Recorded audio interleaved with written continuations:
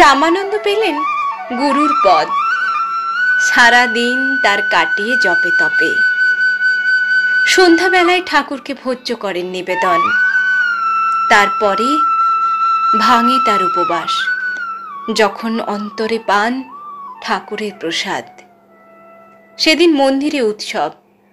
রাজা এলেন, রানী এলেন, এলেন পণ্ডিতেরা দূর দূর থেকে। এলেন নানা চিহ্নধারী, নানা সম্প্রদায়ের ভক্তদল। সন্ধ্যাবেলায় স্নান শেষ করে রামানন্দ নৈবেদ্য দিলেন ঠাকুরের পায়ে। প্রসাদ নামল না তাঁর অন্তরে, আহার হল না সেদিন।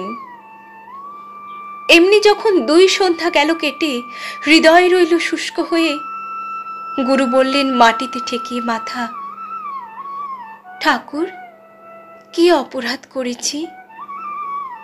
ঠাকুর বললেন, আমার বাস কি কেবল বৈকুণ্ঠে? সেদিন আমার মন্দিরে যারা প্রবেশ পায়নি, আমার স্পর্শ যে তাদের সর্বাঙ্গে। আমারই পাদদক নিয়ে প্রাণ প্রবাহিনী বইছে তাদের শিরায়।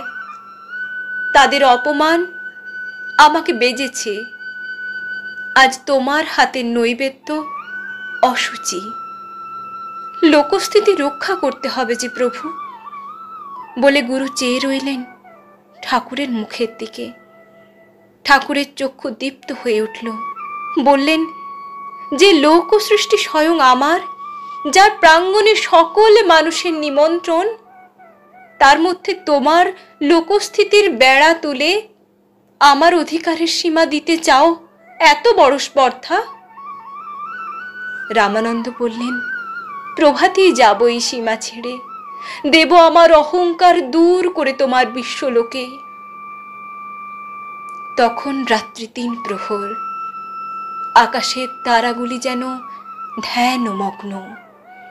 গুরুর নিদ্রা গেল ভেঙে। শুনতে পেলেন, সময় হয়েছে, ওঠো, প্রতিজ্ঞা পালন করো। রামানন্দ হাত জোড়ো করে বললেন, এখনো রাত্রি গভীর, পথ অন্ধকার, পাখিরা নীরব, প্রভাতের অপেক্ষায় আছি। ঠাকুর বললেন, প্রভাত কি রাত্রির অবসানে? যখনই চিত্ত জেগেছে, শুনেছ বাণী, তখনই এসেছে প্রভাত। যাও তোমার ব্রত পালনে। রামানন্দ বাহির হলেন পথে একাকী। মাথার উপরে জাগে ধ্রুব তারা।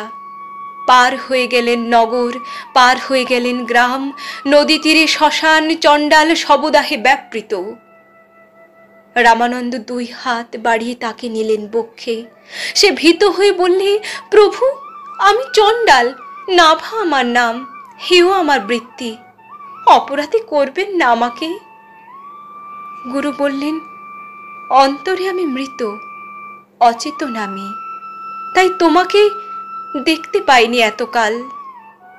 তাই তোমাকেই আমার প্রয়োজন, নইলে হবে না মৃতের সৎকার। চললেন গুরু আগে। ভোরের পাখি উঠল ডেকে, অরুণ আলোয় শুকতারা গেল নিভিয়ে। কবির বসেছেন তার প্রাঙ্গণে, কাপড় বুনছেন আর গান গাইছেন গুনগুন স্বরে। রামানন্দ বসলেন পাশে, কণ্ঠ তার ধরলেন জড়িয়ে। কবির ব্যস্ত হয়ে বললেন, প্রভু, জাতিতে আমি মুসলমান, আমি জোলা, নীচ আমার বৃত্তি।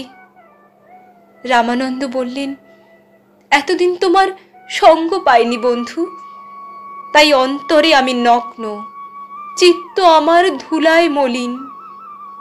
আজ আমি পরব সূচি বস্ত্র তোমার হাতে, আমার লজ্জা যাবে দূর হয়ে। শিষ্যরা খুঁজতে খুঁজতে এলো সেখানে। ধিক্কার দিয়ে বললেন, এ কি করলেন প্রভু?